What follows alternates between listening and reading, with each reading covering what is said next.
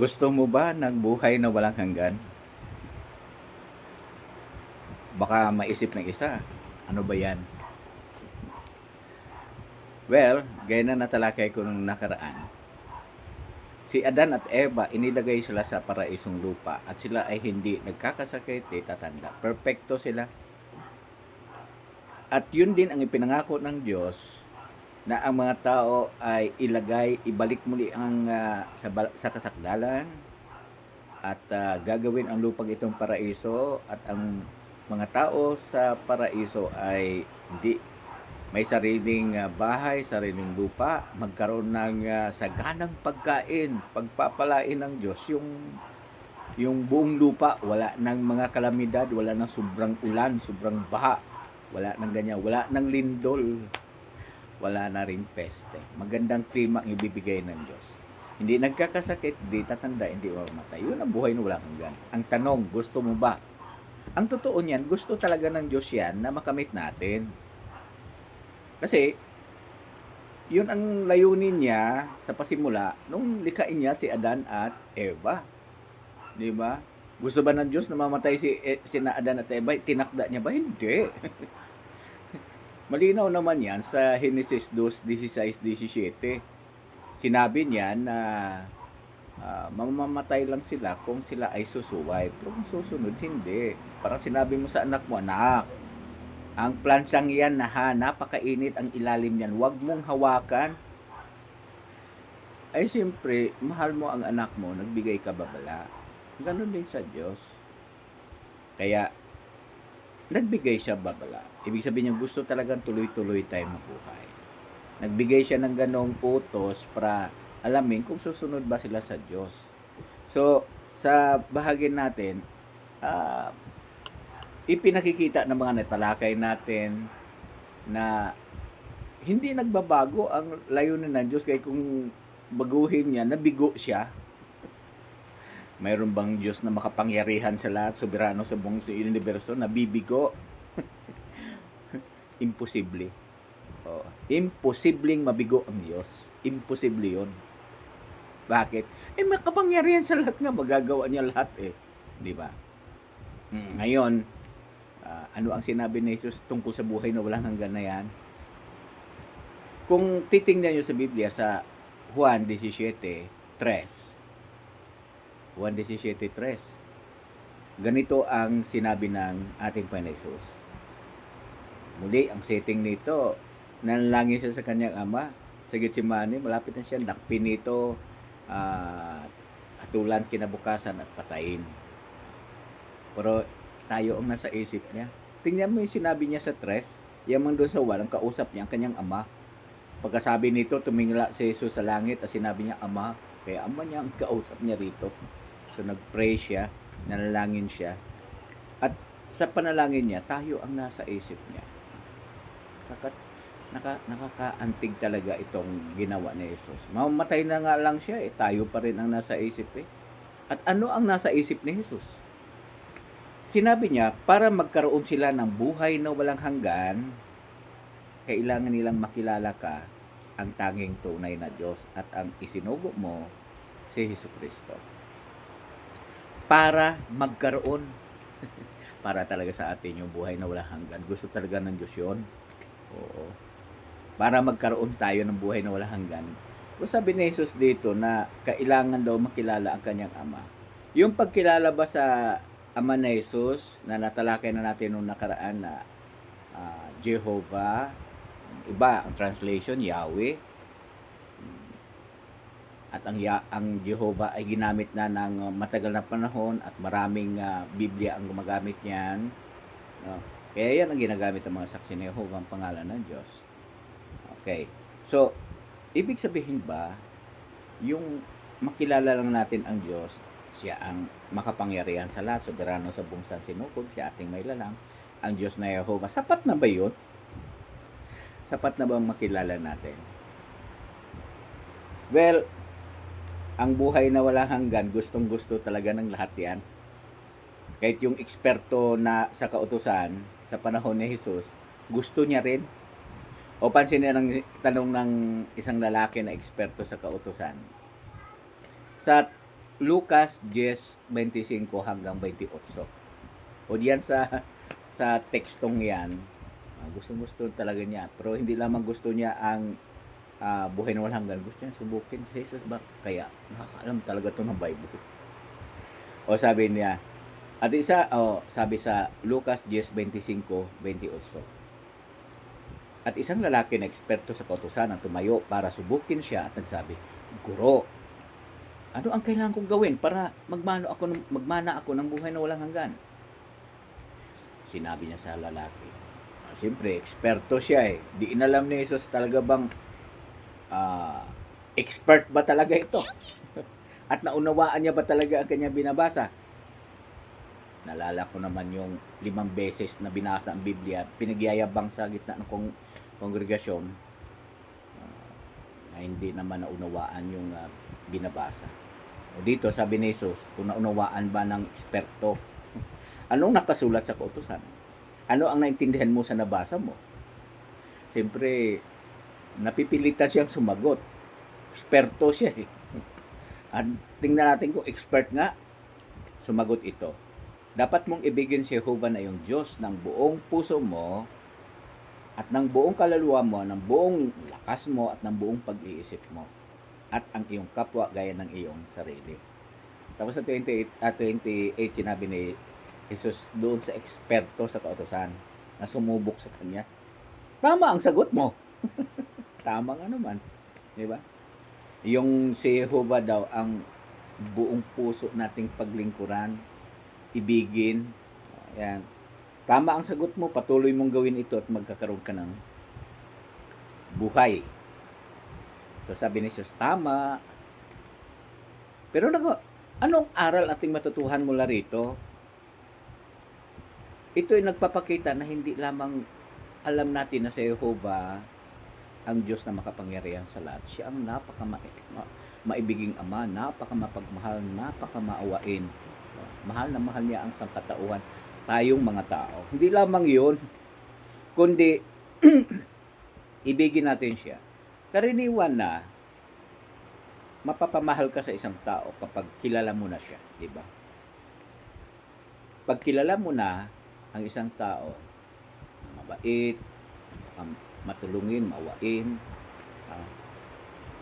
at marami pang mga magaganda katangian, papalapit ka sa taong iyon. Walang lumalayo sa ganon. Diba? Yun ang pinipili nating tao. Kaya dito, ipinakita dito para nais ng Diyos na Jehovah, ibigin natin siya at para maibig natin siya, alamin natin ang kanyang mga magagandang katangian, kaakit-akit na katangian, gaya ng iniibig niya ang katarungan. Ang Diyos hindi basta-basta hahatol ng hindi makatarungan.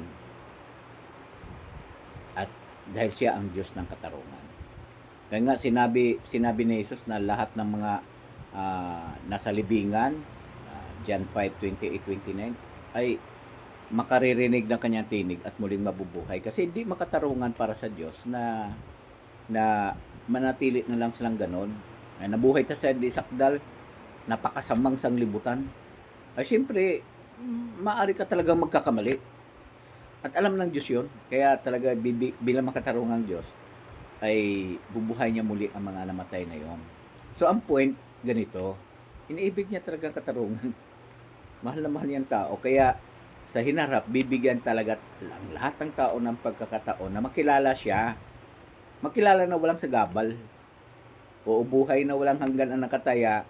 Kailang makilala ang Diyos, ang kanyang layunin, ang kanyang gusto at mga bagay na ayaw niya. Yun. Tapos yung unang Juan 4:8 na ang Diyos ay pag-ibig, pinakita diyan mapagmahal ng Diyos. Yun ang ibig sabihin dito na pag-aralan at magagawa nating makilala ang Diyos ng lubos, kita ng pag-aral ng kanyang nasusulat na salita, ang Biblia o Bible. Kailan pag-aralan ito? At diyan muli, sinasabi ko, ang mga saksi ni Jehovah, nag-aalok na isang libreng pag-aaral sa Biblia. Huwag kayong matatakot sa salitang saksi ni Jehovah. Hindi naman kapag kayo nag-aaral, hindi naman kayo magiging saksi. Agad, gusto nyo, butismohan kaagad kayo. Hindi Personal na pagpili yan eh. Ayaw mo, hindi ka talaga babautismuhan kailanman. Kahit dadalo ka pa sa pulong lalagi, hindi ka naman sabihin, magpabautismo ka na. Hindi. Personal kasi na magpili yan. Pero in-encourage namin kayong dumalo sa mga pagpupulong sa Kingdom Hall ng mga saksi ni Jehovah. May mga nakatala dyan na doon sa gate ng oras at araw. O di, libre doon. No? Isingit ko na. Kaya gusto nating pag-aralan talaga ang salita ng Diyos. Gusto nating matuto tungkol sa Kanya. So, invite namin kayo sa Kingdom Hall. Dumalo sa mga pagpupulong. Libre doon, walang bayad, walang koleksyon, walang ikapo.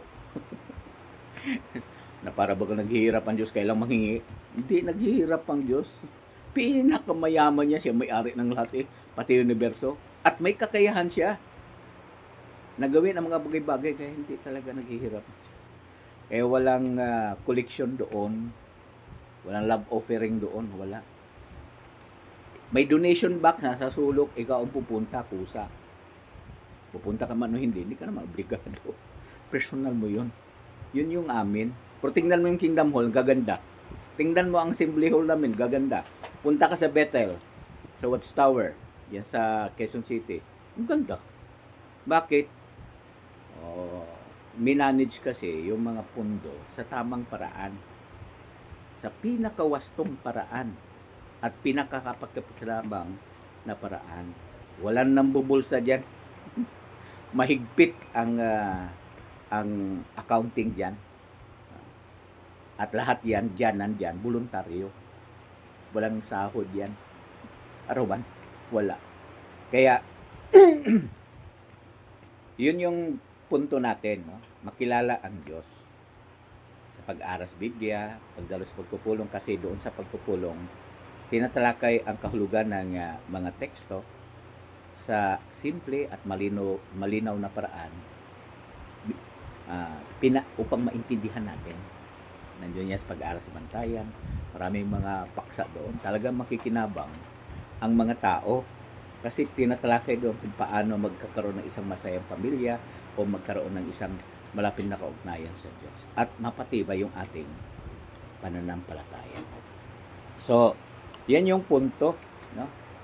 Kailangan nating makilala, hindi lang sa pangalan, kundi makilala ng lubos sa magitan ng pag-aaral ng kanyang kaakit-akit na katangian. Sinabi ng ating Penesus na siya rin ay dapat na makilala.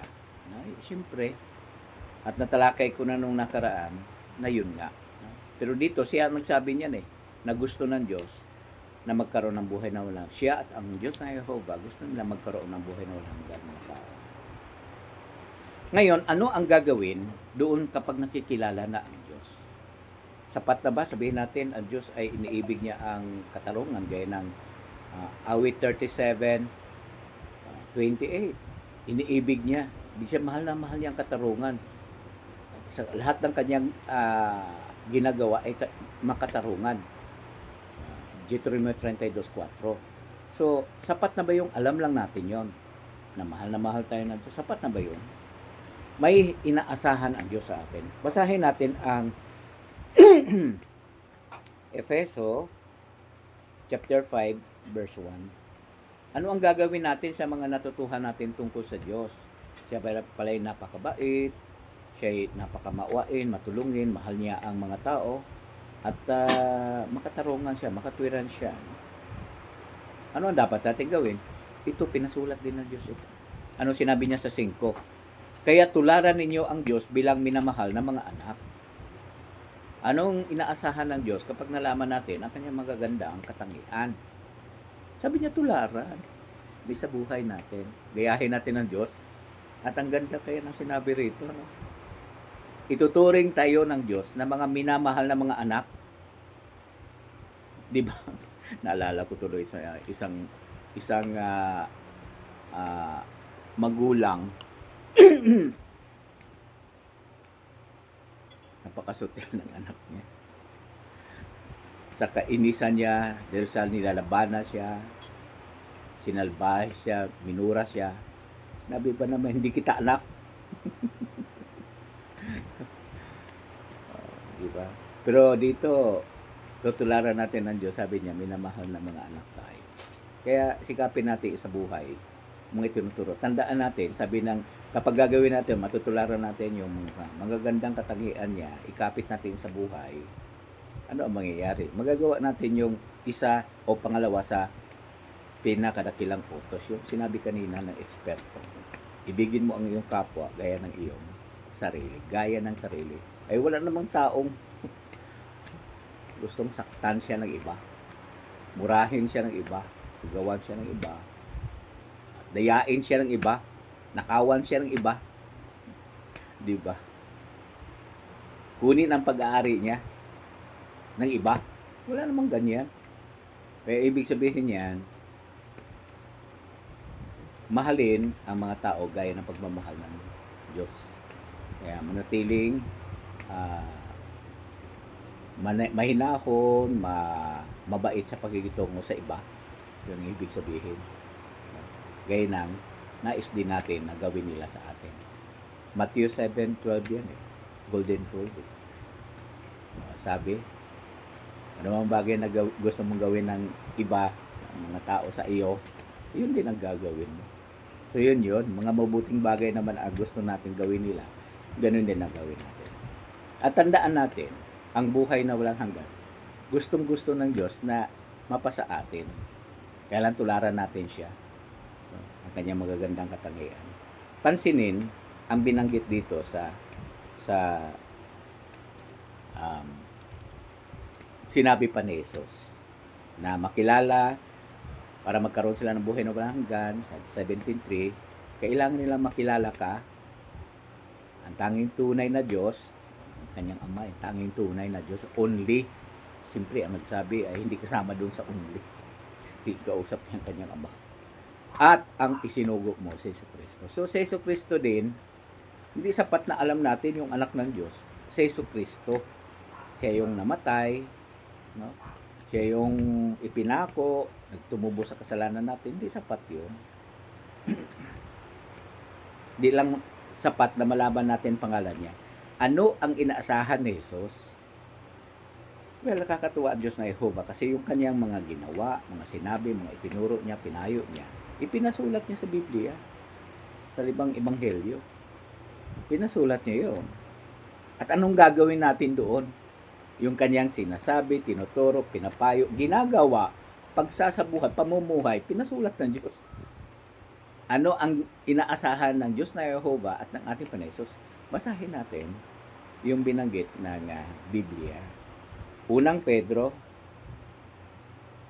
2:21. Tingnan natin sa Unang Pedro, Kabanatang 2, Talatang 21. Sapat na ba yun? Sabihin natin, kilala ko na si Jesus. Hindi. Ang Biblia mismo nagsabi niyan, hindi sapat yun. Anong inasahan ni Jehovah at Jesus? Ito ang sinabi sa 21. Unang Pedro 2:21. Sa katunayan, tinawag kayo sa landasing ito dahil maging si Kristo ay nagdusa para sa inyo. Pinalahanan tayo. At itong kasunod, pakibigyan pansin. Pansinin natin lahat, siyempre. Kasama ako doon. At nag-iwan siya ng huwaran para sundan ninyong mabuti ang mga yapak niya. Ano daw? Nag-iwan siya ng huwaran. Pag sinabing huwaran, naalala ko tuloy yung maliit pa kami. Hirap mag-drawing ng kabayo. Paborito ko kasi i-drawing yun. Talaga namang hirap-hirap.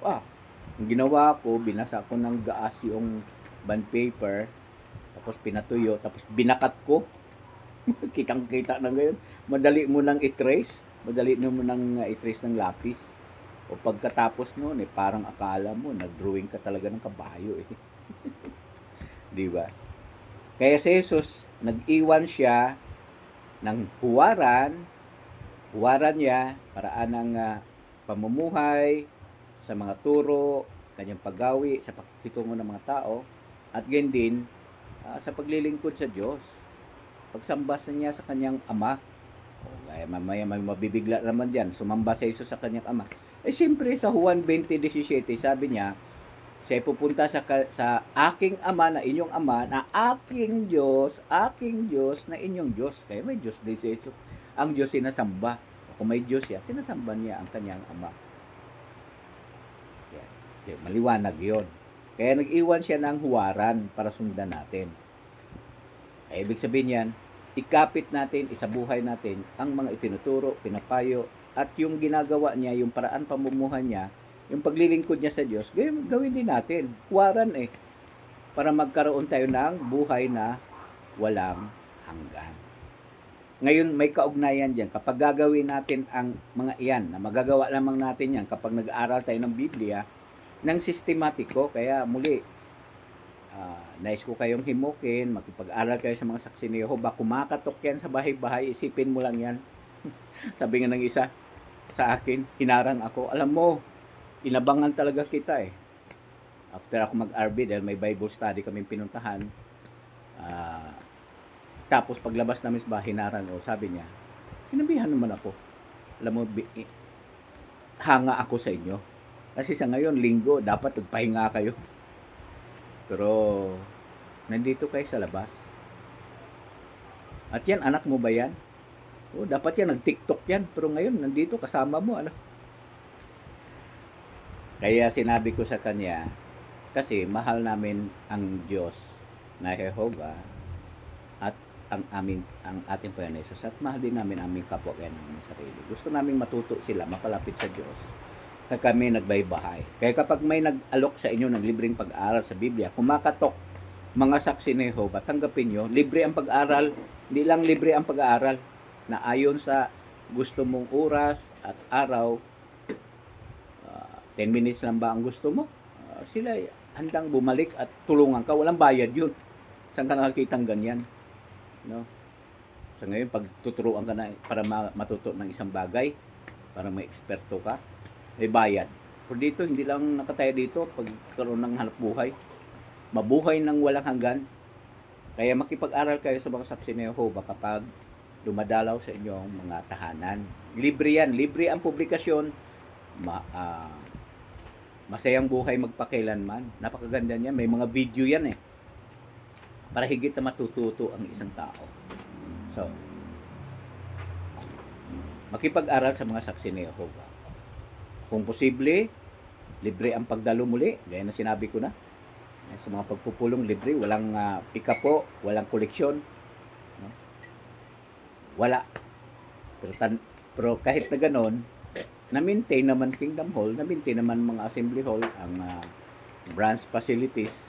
Kasi, binanage ito sa paraan na kapag-pakinabang at makakatulong talaga sa lahat ng mga lingkod ng Diyos na Jehovah. Muli, lahat sila voluntaryo na naglilingkod. So dito, ipinakita dito na gusto ng Diyos na mabuhay tayo ng walang hanggan. Makilala sa Jehovah, pag-aralan ang kanyang napakagandang katangian sa buhay natin, tularan natin, kaya na tinakay na.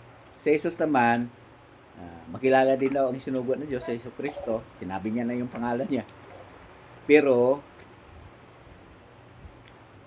i-adlib ko lang bakit dyan ay sinabi ni Jesus ang pangalan niya, tapos doon sa makilala ka, wala namang pangalan doon.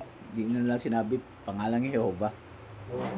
Kasi yung mga kausap niya, kilala kasi nasa bansang nakaalay sa Diyos na Jehovah ang mga iyon. Kilala nila si Jehovah noon ng panahon ni Jesus. Katunayan, andun ang templo, di ba?